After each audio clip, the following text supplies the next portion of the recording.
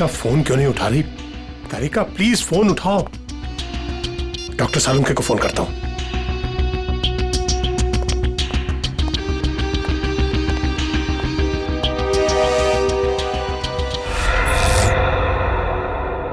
Light को क्या हुआ?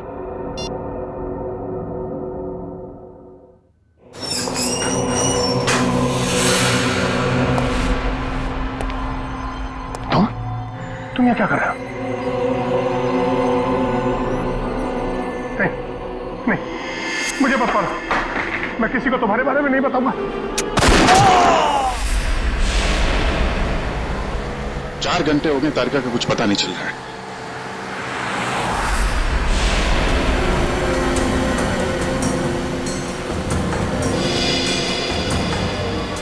सर, तारिका का मोबाइल आसपास ही दिखाई दे रहा है।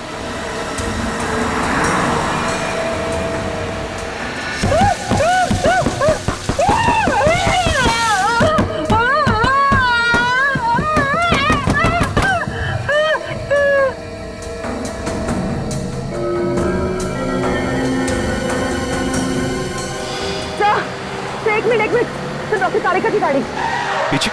काविन,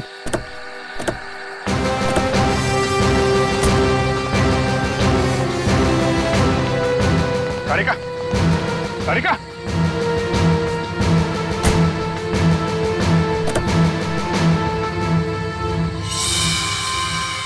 खून।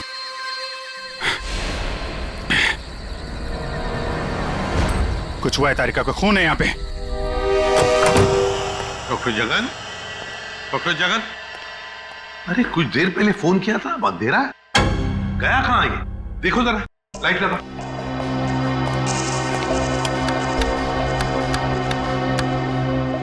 सर, स्विचेस सारे ऑन है।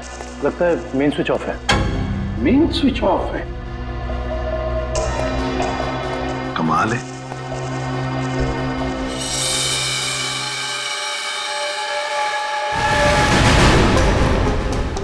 डॉक्टर जगन,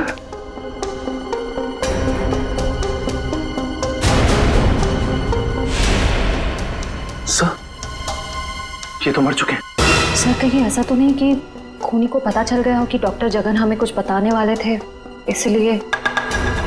कुछ समझ में नहीं आ रहा सर। पहले तारिका का गायब होना और अब जगन जी का खून। वही तो।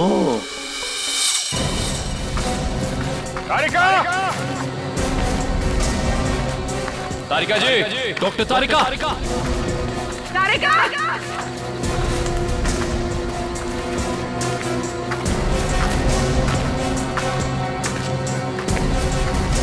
तारिका,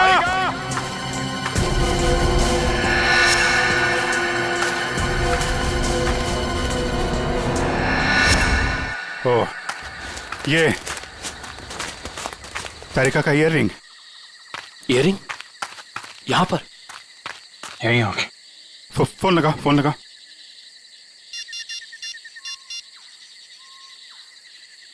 सर, घंटी जा रही है सर।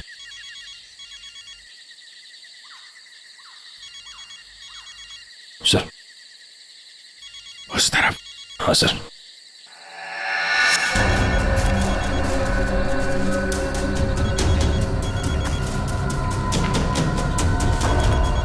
सर, घंटी की आवाज काफी धीमी आ रही है।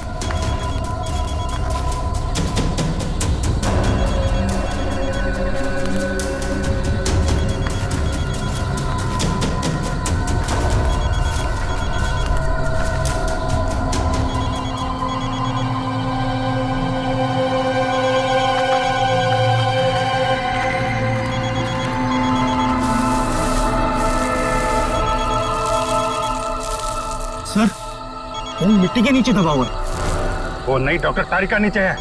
जल्दी खोलो इसको।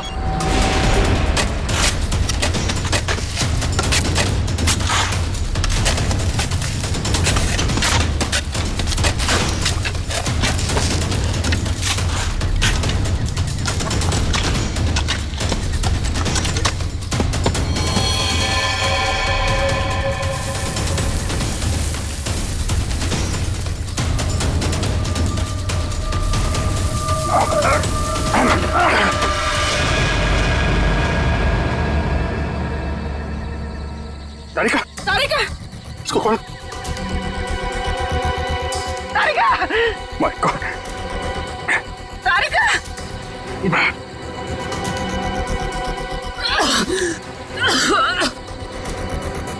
तारिका तुम ठीक हो? हाँ? कैसे हुआ ये है? किसने किया? कौन थे वो लोग? रिपोर्ट्स थे, लैब जा रही थी,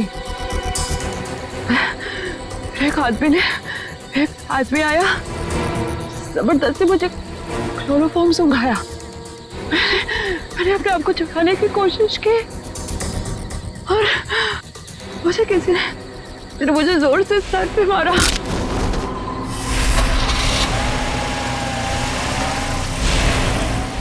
तो ये सब उन लोगों ने उस केस की रिपोर्ट्स के लिए किया है। इस केस ने हमें 3 दिन से उलझा रखा है। समंदर के अंदर बहता हुआ वो लकड़ी का टुकड़ा और उसके साथ वो आदमी की खोपड़ी। लगता है कोई बड़ी मछली फंसी है जाल में। खींच खींच। अरे ये तो कोई लकड़ी का टुकड़ा फंसा हुआ है जाल में। खींच, अरे जल्दी निकाल, नहीं तो जाल फट जाएगा। खींच।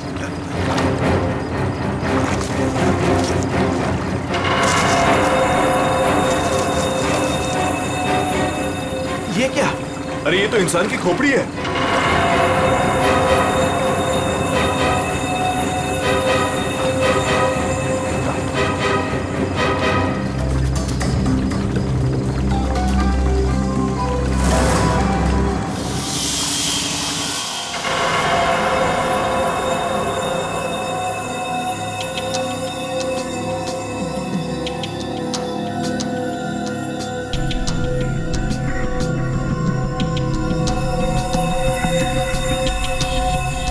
बस समुद्र में बहती हुई लकड़ी साधारण लकड़ियों से काफी अलग है, क्योंकि ये लकड़ी समुद्र के पानी में हजारों मील बहती हुई आई है, समुद्र के सारे जीवन को अपने आप में समेटे हुए।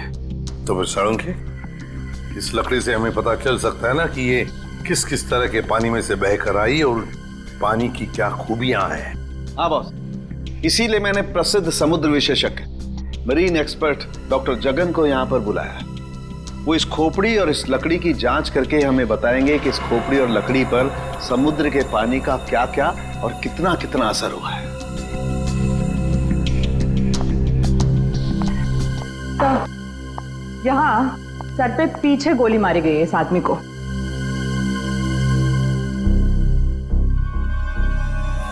ये देखो बॉस, इस सुराग को देख करके लगता है काफी नजदीक से गोली मारी गई है। साळुंखे, क्या तू बता सकता है ये खोपड़ी कितने समय तक समुद्र में थी? बस ये जो काई हमें इस लकड़ी पर से मिली है, हाँ, ऐसी ही काई इस खोपड़ी की आंखों के चारों तरफ और आसपास भी है। ये काई हमें बताती है कि ये लकड़ी और ये खोपड़ी काफी बरसों से समुद्र में अपना डेरा जमाए हुए थी। फिर तो साळुंखे साहब ये भी पता चल जाएगा कि ये खोपड़ी समंदर के किस भाग में थी, और साथ ही साथ पक्के तौर पे ये भी पता चल जाएगा कि कितने समय तक थी। हाँ, पता चल सकता है। अरे क्या काम करो, इस खोपड़ी पर से जितने भी बैक्टीरियाज मिले उनका अच्छी तरह से एनालिसिस करो, इससे उनकी उम्र का पता लगेगा और बाद में हम इस खोपड़ी का रिकंस्ट्रक्शन करेंगे।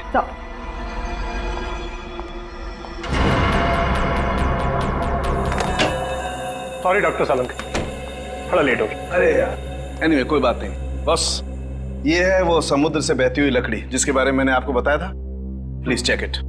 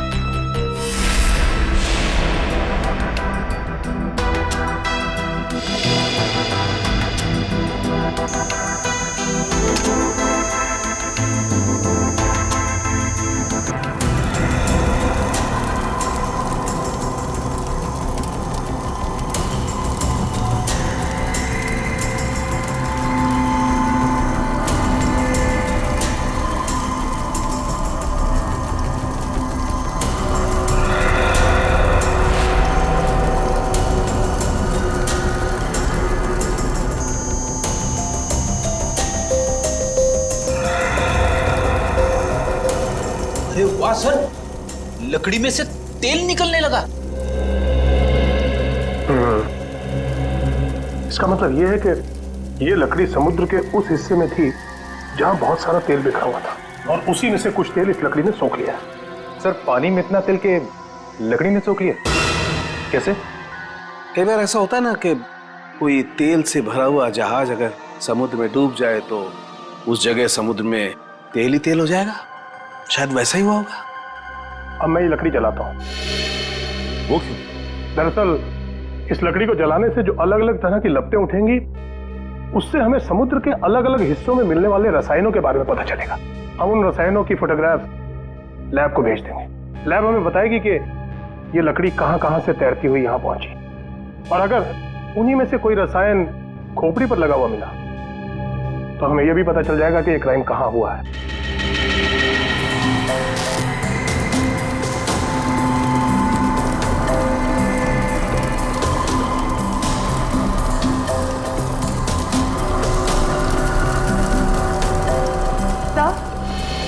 सर, इस खोपड़ी में मिले समुद्री बैक्टीरिया और एल्गी की उम्र लगभग 7-8 साल है। 7-8 साल से समुद्र में?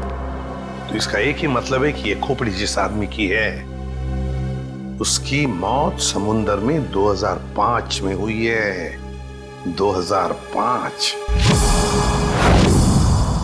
उन रिपोर्ट से हमें पता चल सकता था वो खोपड़ी कहाँ थी, कहाँ से बह के आई थी। कोई तो है लेकिन जो ये नहीं चाहता कि सीआईडी इस केस की तह तक पहुंचे। किसी के चाहने या ना चाहने से सीआईडी नहीं रुकती।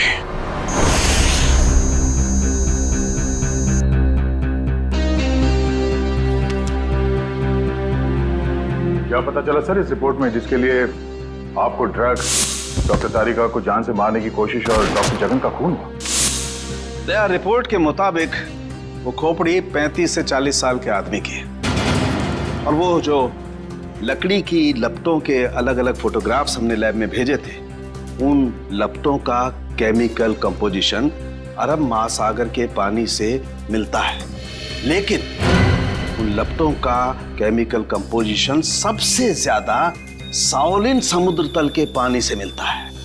इसका मतलब है साओलिन समुद्र तल से ऊपर उठकर ये खोपड़ी बहती हुई लकड़ी से उलझकर अरब सागर में पहुंची। बिल्कुल।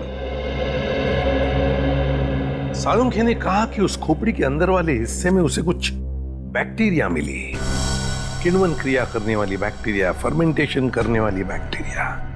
और फिर मरीन एक्सपर्ट डॉक्टर जगन के रिपोर्ट में यह भी बताया है उसकी खोपड़ी के ऊपर से कुछ फेरस ऑक्साइड के अंश मिले। फेरस ऑक्साइड, लोहे की जंग।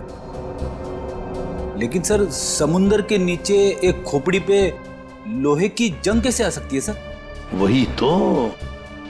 ये खोपड़ी 8-9 सालों से पानी के अंदर थी और बहती हुई एक लकड़ी से जाकर फंस गई, जिसपे से हमें तेल के भी कुछ अंश मिले। हो सकता है ये खोपड़ी किसी डूबे हुए जहाज के मलबे के नीचे दब गई हो।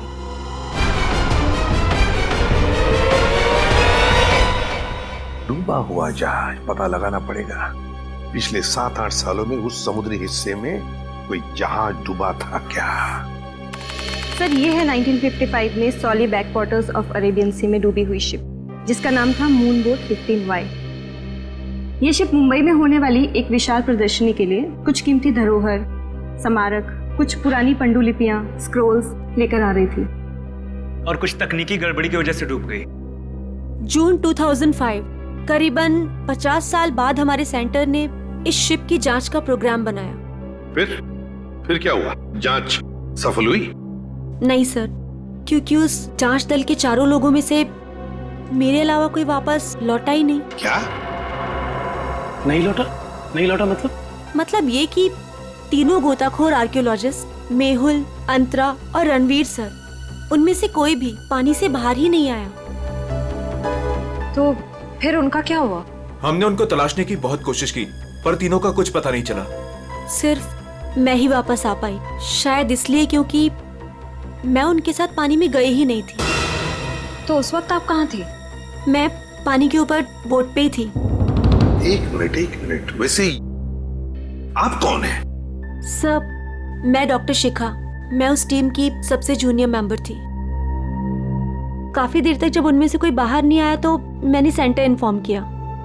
यहाँ से एक रिसर्च टीम वहां पहुंची और शिप का जो भी सामान था उन्होंने निकाल लिया। काफी दिनों तक उन सब की खोज भी की पर उन सब का कुछ पता ही नहीं चला। ठीक है डॉक्टर नैना, इस जहाज पर का जो भी सामान आपके पास है, जो भी सामान, वो सब हम हमारे ब्यूरो ले जाना चाहते हैं जांच करने के लिए। जी सर, 1 सेकेंड। हेलो जोजो, ऑफिस में आओ जल्दी। जोजो कौन? सर इन्वेंट्री का इंचार्ज है। जो भी सामान हमारे पास आता है उसका रिकॉर्ड्स वो ही रखता है।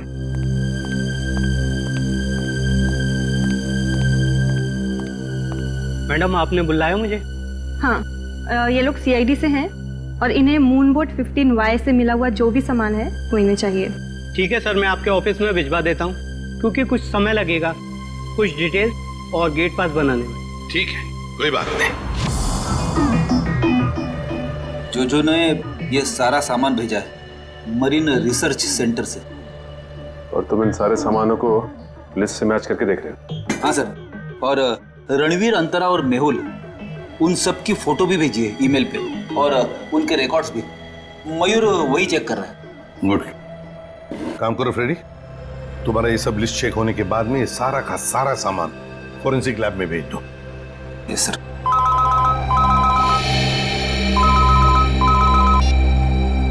हाँ डॉक्टर तारिका, ओके ग्रेट, थैंक्स। सर उस खोपड़ी का रिकंस्ट्रक्शन हो गया है। डॉक्टर तारिका ने मेल भेजा फेस इंप्रेशन का। गुड। सर देखो जरा वो चेहरा चेक करो। सर ये रही उस आदमी की शक्ल। मयूर, अब रणवीर, मेहुल और अंतरा, इन तीनों के चेहरे दिखा। सर ये रहे सर। सर खोपड़ी से जो चेहरा बनाया गया है वो मरीन से गायब हुए किसी भी आदमी से मैच नहीं करा। हाँ सचिन, मिल तो नहीं रहा है, फिर भी एक खोपड़ी पर जो चेहरा बना है ना, उसे मयूर हमारे रिकॉर्ड्स के साथ मैच करके देखो।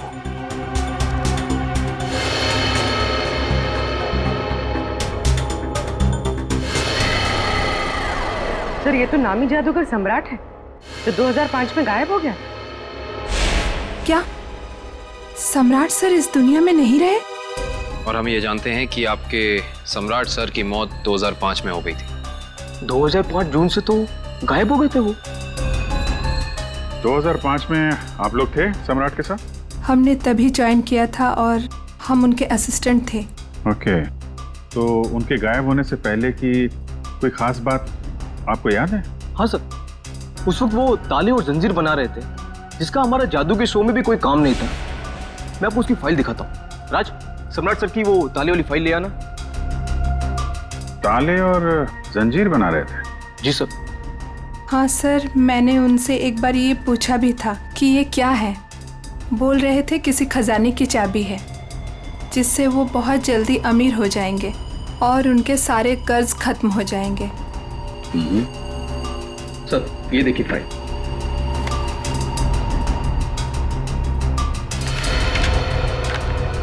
सर ये ताले जैसे दिखते नहीं हैं, लेकिन ये ताले ही हैं।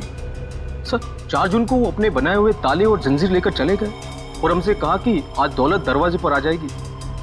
लेकिन सर उस दिन के बाद वो कभी वापस ही नहीं लौटे। तुम लोगों ने पता करने की कोशिश नहीं की? सर की थी। वो अपने पास कभी फोन भी नहीं रखते थे, कोई परिवार भी नहीं था उनका। हमने पुलिस में भी रिपोर्ट की थी मगर कुछ पता नहीं चला सर।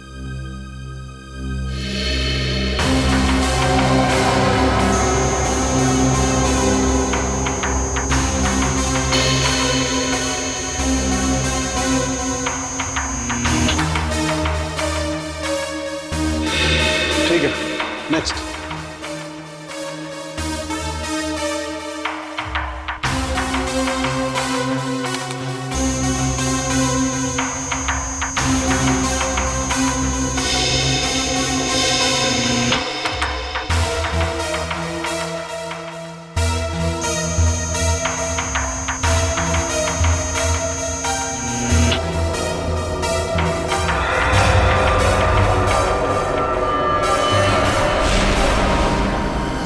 सकता है?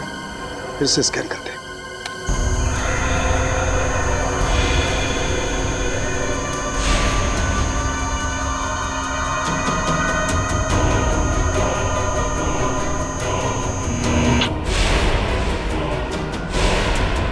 माय गॉड,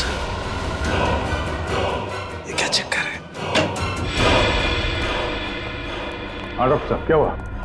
आपने अर्जेंटली बुलाया? दया, जहाज में से मिले हुए सभी आर्टिफैक्ट्स, ये सारे धरोहर का कार्बन डेटिंग कर लिया है। ये सभी की सभी चीजें 16वीं शताब्दी की हैं, सिर्फ एक चीज को छोड़कर। ये क्या बात कर रहे हैं?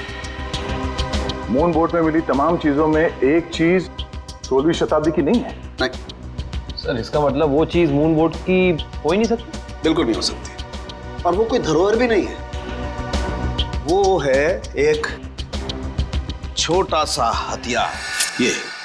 ये चाकू जो 2002-2003 में बना है। सर 1955 में ये जहाज डूबी थी और उसमें 10-12 साल पुराना हथियार का मिलना, इसका मतलब है कि समंदर के अंदर पड़ी ये मून बोट तो कुछ ना कुछ तो हुआ है। जब अंतरा, रणवीर और मेहुल गायब हुए थे 2005 में। और सर सम्राट का भी वहां होना कोई इत्तेफाक तो नहीं हो सकता? सर इसका मतलब सम्राट का कोई ना कोई संबंध तो जरूर है उस घटना से जिसमें रणवीर, मेहुल और अंतरा की जान गई उस पानी के अंदर। समंदर के गहराई में वहां जाना पड़ेगा जहां पे इस मून बोट का मलबा पड़ा है।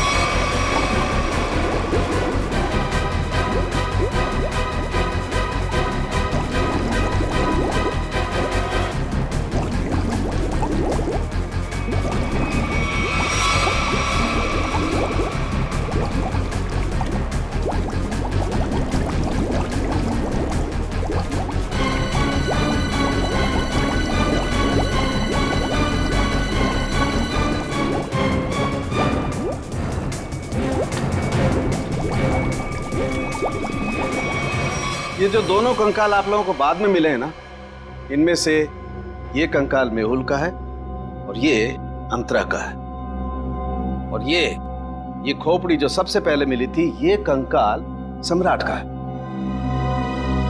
तो फिर रणवीर कहाँ गायब हो गया? अगर मेहुल, अंतरा और रणवीर पानी से वापस नहीं आए तो रणवीर कहाँ गया? उसकी तो लाश भी नहीं मिली हमें। सर कहीं ये सारा चक्कर रणवीर का तो नहीं हो सकता है काबिल। सर फिर सम्राट का क्या लेना देना इन तीनों से? यही तो पता लगाना है पूर्वी कि किसके कहने पे सम्राट वहां गया था, क्योंकि उसका बनाया हुआ लॉक मून बोट की कंपार्टमेंट में लगा हुआ था, जो 2005 में बना था, और उसके बाद से वो गायब था। सर फिर तो शिखा से दोबारा पूछताछ करनी पड़ेगी। वो अकेली वापस लौट कर आई थी, वो भी जिंदा। सबसे पहले हमें मून बोट प्रोजेक्ट की वीडियो चाहिए, वो भी मरीन सेंटर को जानकारी दिए बिना, वरना उस वीडियोस के साथ छेड़छाड़ हो सकती है। और ये टेप आज रात ही चाहिए।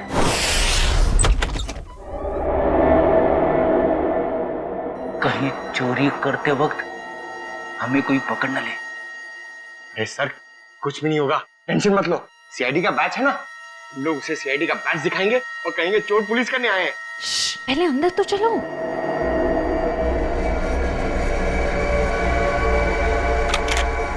सर अंदर आर्काइव्स रूम में से कोई आवाज आ रही है। आप लोग जाओ, मैं आता हूँ। पंकज सुन, मरेंगे तो साथ में मरेंगे। आपको जाओ ना। सर वो देखिए, वहां पर कोई है।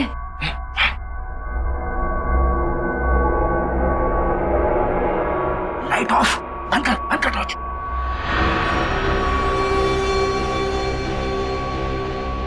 हमसे पहले कोई चोर आ गया टेप चुराने के लिए। एसीपी साहब ने हमसे कहा नहीं कि उन्होंने किसी और को भी टेप चुराने के लिए बोला है।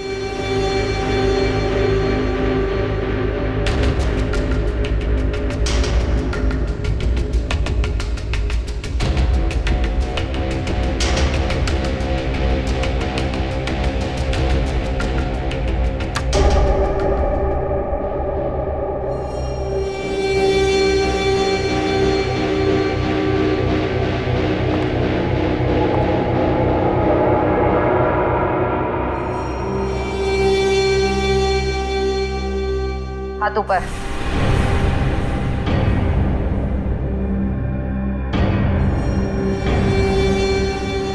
कौन हो तुम? नकाब उतारो।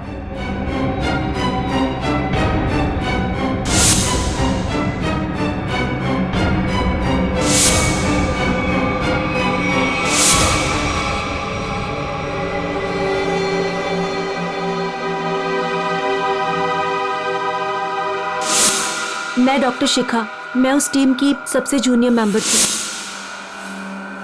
शिखा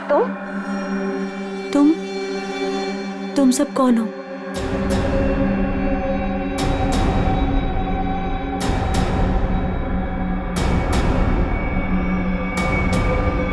सीआईडी?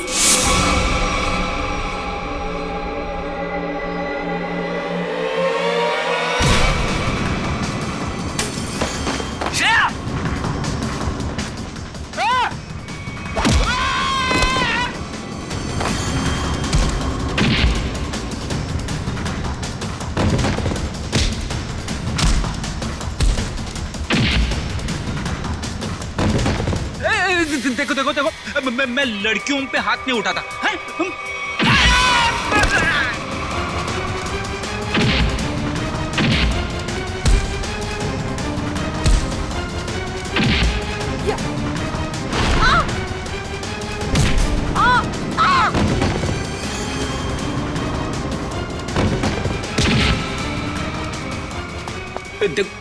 नारी शक्ति लय भारी, लेकिन मेरी माँ अब भागना बाकी नहीं। हाँ वो तो रुक जाओ। शिखा तुम इतनी रात के तुम यहाँ क्या कर रही हो? सब मैंने कुछ नहीं किया है, मुझे जाने दीजिए। सर ये झूठ बोल रही है, इसने कोई टेप्स चुराए हैं। टेप्स? कैसे टिप्स चुराए तुमने? सब मैं बेगुनाह हूँ। मैं बस ये नहीं चाहती थी कि वो मून बोट के टेप्स किसी और के हाथ लगे। क्या है उन टेप्स में? क्या है बताओ जल्दी। सर वो उस टेप में सर मैं अपना काम कर रही थी, तभी मैंने देखा कि एक बोट सामने से आई और उसमें कुछ लोग थे।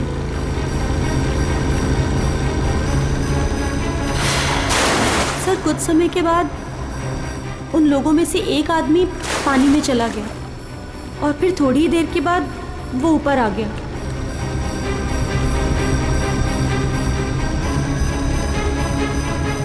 और सर जैसे ही वो ऊपर आया, एक आदमी ने उस पर गोली चलाई और वो मर गया।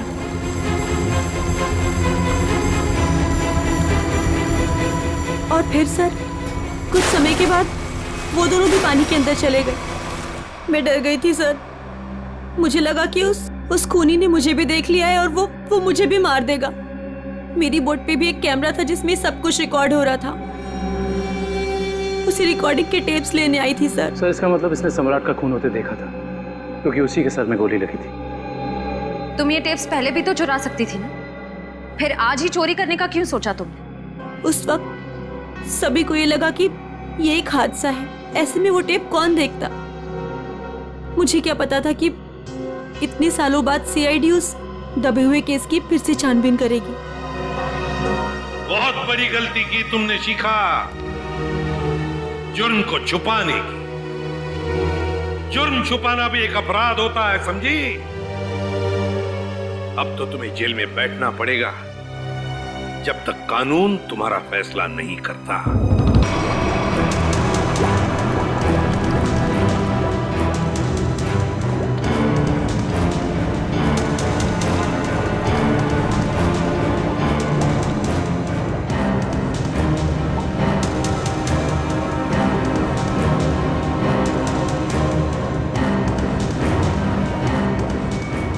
एक मिनट पॉज करो।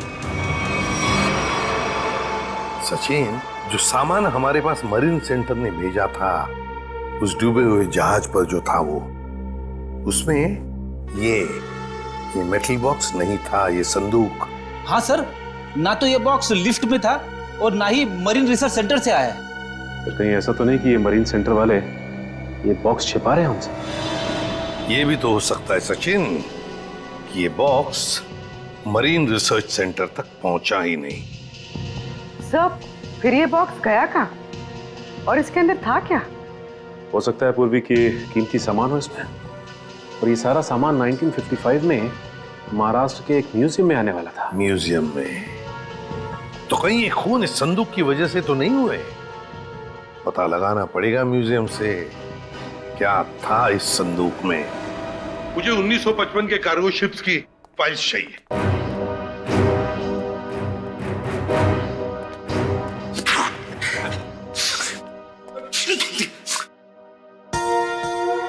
सर कितनी धूल है? यहाँ पे साफ सफाई करने की सख्त मनाही है। चीख फैलाओ अभियान की पूरी तैयारी कर रखी है यहाँ पे।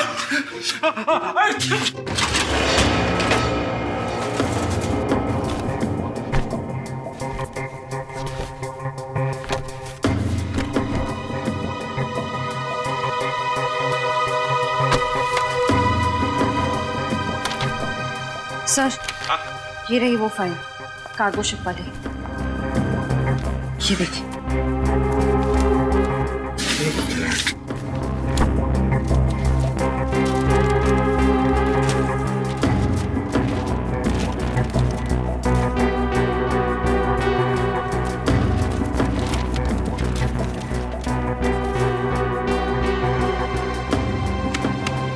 ये देखो, मेटल चेस्ट, संदूक, मुगल जवाहरात से भरा हुआ संदूक 1955 की लिस्ट में है, लेकिन मरीन रिसर्च सेंटर के इन्वेंटरी में नहीं है।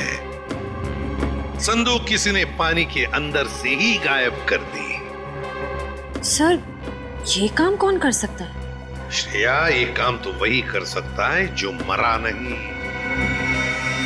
सर पानी में तो सम्राट, अंतरा, मेहुल और रणवीर गए थे। और सर इनमें से 3 के कंकाल तो मिल चुके हैं। सर हो सकता है कि रणवीर भी मर गया हो और उसकी लाश मछलियों ने खा ली हो, या फिर पानी की बहाव से उसकी लाश कहीं दूर बह गई हो।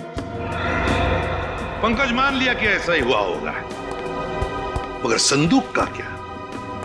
क्या वो जवाहिरात से भरा हुआ संदूक गायब हो गई? जरा सोचो, सम्राट, मेहुल, अंतरा, ये तीनों के तीनों उस जहाज में कैद थे। उनके कंकाल तो हमें मिल गए, मगर रणवीर का कुछ भी नहीं मिला। इतना सा निशान तक नहीं मिला रणवीर का। इसका मतलब है कुछ न कुछ तो करके रणवीर वहां से गायब हो गया उस संदूक के साथ। सब किया हुआ रणवीर का ही है। पर सर, अब तक तो सब ये समझते थे कि रणवीर मर चुका है।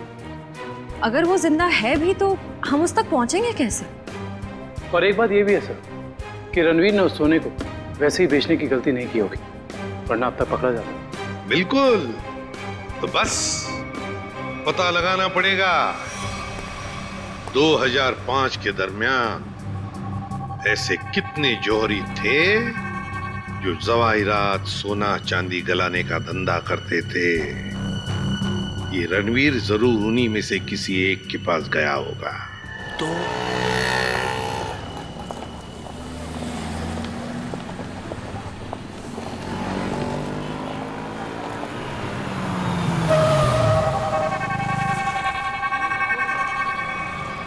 हाँ सर, हम लोग पूरी कोशिश कर रहे हैं सर, अभी तक तो कुछ मिला नहीं सर।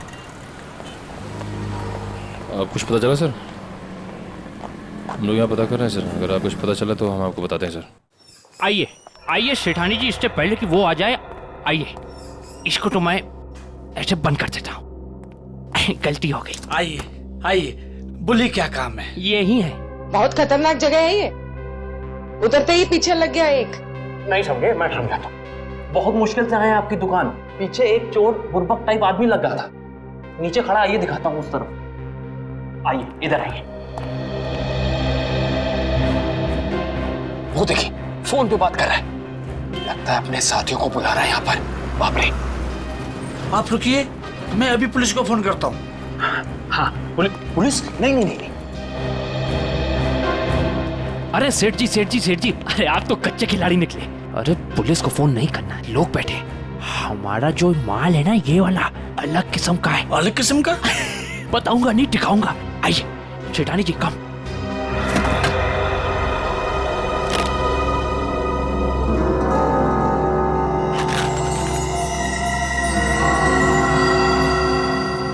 कैसा लगा? एकदम सही जगह पर आए आप। कहाँ से हाथ मारा है? फालतू सवाल बड़े कर रहे हैं आप। माल देखिए, आम खाइए, पेड़ मत गिनिए। तो बेचना है? सेठानी जी कह रही है बेचना नहीं है, तो खरीदना है? खरीदना भी नहीं है। तो फिर गहनों के बदले गहने लेने हैं? तो फिर आप लोग क्यों आए हुए यहाँ बाजार में? मासूम है, इधर देखिए, हम ये चाहते हैं कि आप इस सामान को पिघला दें। जब बाजार बढ़े, रेट बढ़े, हम धीरे धीरे हौले हौले प्यार से बेचेंगे, पैसे कमाएंगे। आपका काम हो जाएगा। लेकिन आपके काम के डबल रेट लगेंगे। अरे सेठ जी, डबल रेट क्यों? कोई बात नहीं, जो काम पहले किया ना। अरे कैसी बात करते हो? बहुत बार किया, और ये जो आप लेकर आए हैं, ये तो चिल्लर है। 2005 में तो हमने मुगल काल के बने हुए अरबों रुपए के गहने और कीमती धरोहर को गलाया था, और किसी को कानों कान खबर तक नहीं होने दी थी। पूरे 4 दिन तक चलता रहा था ये काम। आइए मेरे साथ, आइए।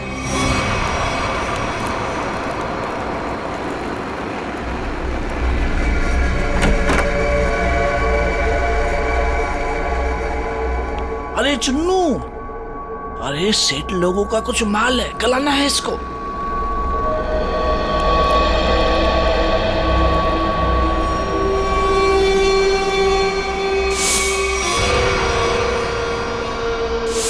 कितना माल है साहब?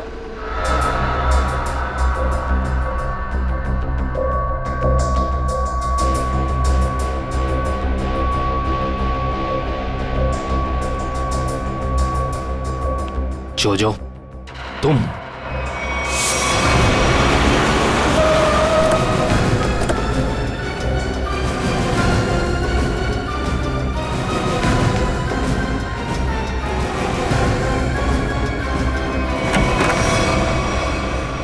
अरे आप कहीं जा रही हैं क्या?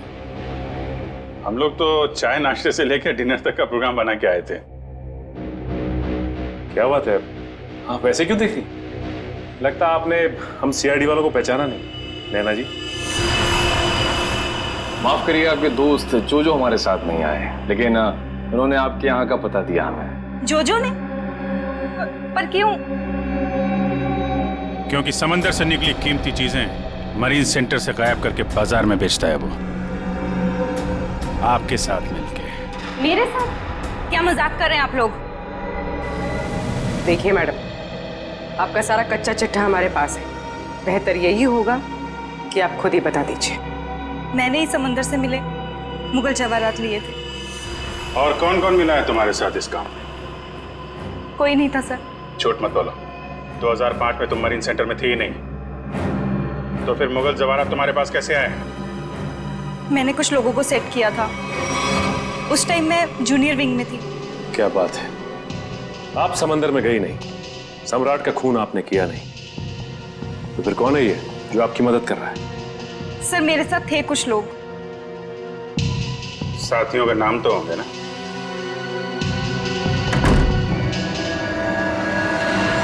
कौन अंदर? सर अंदर कोई नहीं सर। सर मैं अकेली हूँ सर, किसे देख रहे हैं सर?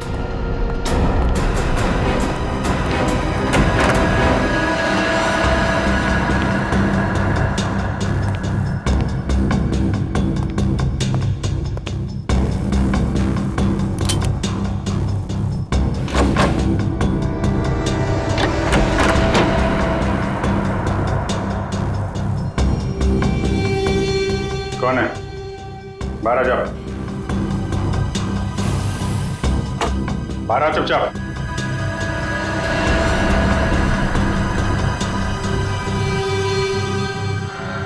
ओ, रणवीर। रणवीर? कौन रणवीर? 3 फोन करके इतने सालों से छुपा हुआ। सर मैं तो नैना का पति सिद्धांत हूँ। नाम बदल सकते हो लेकिन चेहरा नहीं। हाँ सर, मैं ही रणवीर हूँ। 2005 में मैं और मेरी टीम समंदर पे उस जगह गई थी।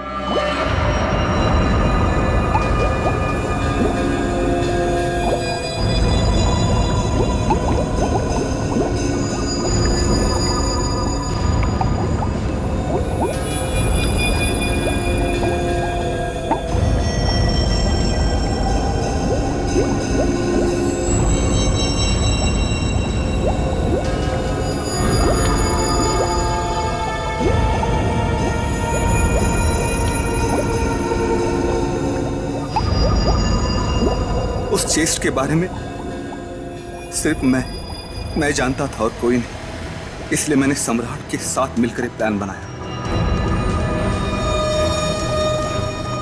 सम्राट ने मेहुल और अंतरा को मार दिया और उनकी लाश बोट में छुपा दी। उसके बाद सम्राट को मेरे 2 आदमियों ने गोली मार दी और सर मैं चेस्ट लेकर पानी के रास्ते बाहर आ गया। सच्चाई को सामने आने में देर लग सकती है, लेकिन सच्चाई कभी छुपती नहीं। सम्राट को उसके किए की सजा तुमने दे दी, लेकिन तुम्हें सजा दिलाने के लिए सम्राट की खोपड़ी खुद पानी के बाहर आई। तुम दोनों को तुम्हारे किए की सजा कानून जरूर देगा, शायद फांसी होगी।